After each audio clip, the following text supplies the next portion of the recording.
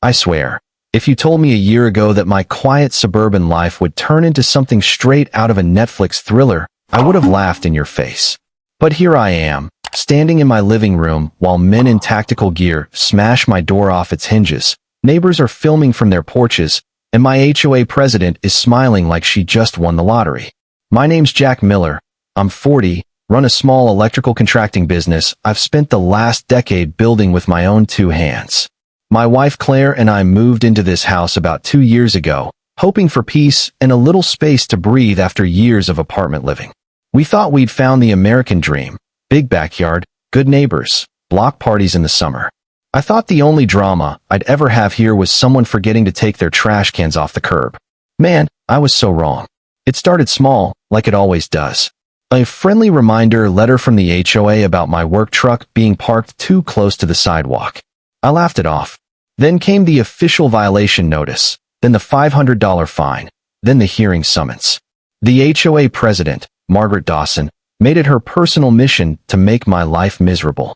And let me tell you, she wasn't your typical nosy neighbor with too much time on her hands. She was sharp, organized, and somehow knew every legal loophole in the book. But the weirdest part wasn't Margaret. It was her son, Adam. First time I saw this guy walk up my driveway, clipboard in hand, I felt like I was looking at a younger version of myself.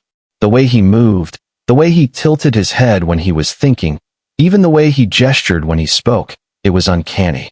He was 25, polite but distant, and way too professional for a kid supposedly just helping his mom enforce HOA rules. He had a camera, measuring tape, even filled out violation forms that looked like police reports. At first, I thought I was just paranoid. But the more I watched him, the more something inside me started whispering that this was bigger than a parking dispute. And then there was Claire, my sweet, spreadsheet-obsessed bookkeeper wife, suddenly taking phone calls in the backyard, using words like operational security and documentation protocols. When I asked her about it, she smiled and said it was just a demanding client. But come on, what kind of client needs their taxes done using military jargon? The neighbors finally clued me in over dinner one night. Apparently Margaret had driven 4 families out of this neighborhood in under 2 years. Always the ones with the best lots.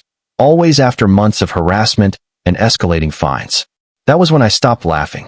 This wasn't petty HOA drama. This was a pattern. 3 days later, I got the first official fine and a hearing notice. Margaret showed up outside my house with Adam, all smug, and I swear I could see the satisfaction in her eyes as she handed me the paperwork. Rules are rules, Mr. Miller. We all have to do our part to keep the neighborhood beautiful. The way she said beautiful made me want to put my fist through a wall. That night, Claire took another one of her mysterious calls, and I overheard something that made my blood run cold. Surveillance target is becoming suspicious of operational security. I confronted her right there in the kitchen, and she got defensive, way too defensive, insisting it was about a client's audit. But I saw something in her face I'd never seen before: fear. The next morning, Adam was back, documenting yet another so-called violation, and I couldn't shake the feeling that I was living in someone else's script. So, I started digging. And what I found nearly knocked me flat. Every family Margaret had forced out, they all owned corner lots with prime land value. All their properties had been bought up by the same shadowy real estate firm for way below market price. This wasn't an HOA president keeping the neighborhood tidy. This was organized theft with a pretty face. And then came the night that changed everything. I overheard Margaret whispering to Adam in her driveway about adoption papers and DNA results. Adam's face went pale, and something inside me just clicked. I did the math, remembered a girl I dated briefly when I was 19, a girl who vanished from my life overnight. Janet. Could Adam be? No, that was crazy, right? I didn't get to wonder for long, because 3 days later I caught Margaret sneaking out of her house with a folder full of documents. I confronted her on the street. "We need to talk about Adam," I said. She tried to blow past me, but the folder slipped, papers scattered everywhere, and there it was, my name on a paternity test. 99.97% probability. I stood there, shaking, while Margaret hissed at me like a cornered animal. "You abandoned him before he was even born. We raised him when his mother died.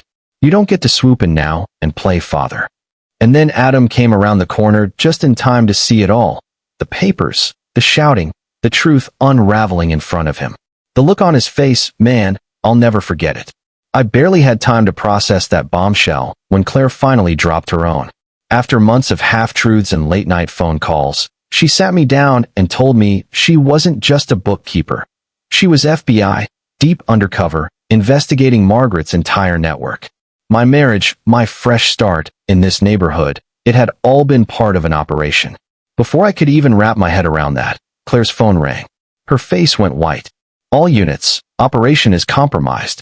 Fake federal agents en route in 20 minutes. She grabbed my hand. Jack, we need to go? Now. But it was already too late.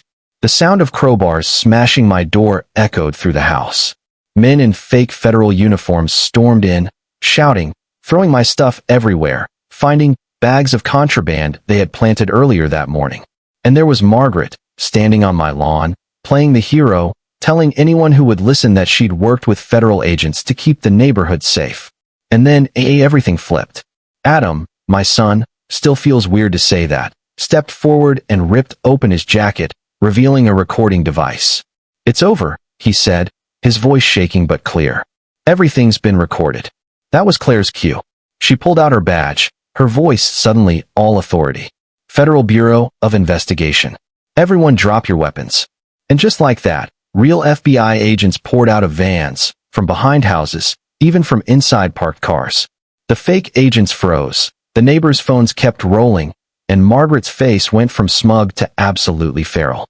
They arrested her right there on my front lawn, and she completely lost it, screaming about betrayal, about how Adam had chosen the wrong side. When they loaded her into the federal van, she was still shouting that the land should have been hers, that I'd stolen everything. And that's the thing, technically, I did win. The FBI gave me full mineral rights to the natural gas deposit under my property, $15 million over the next 20 years. But I can't lie to you, it doesn't feel like winning. I got my son, sure, but he's still working through the fact that the woman who raised him is now in prison for organized crime. And Claire and I, well, we're still rebuilding what we had. Knowing your marriage started as an undercover op is a hell of a thing to get past. So, tell me, what do you think? Was Margaret just a monster, or was she a mother protecting the only family she had left? And what about Claire? Would you be able to forgive someone if you found out your entire relationship started as part of a federal sting? Drop your thoughts in the comments, because I need to know if I'm the crazy one here, or if any of this makes sense to you.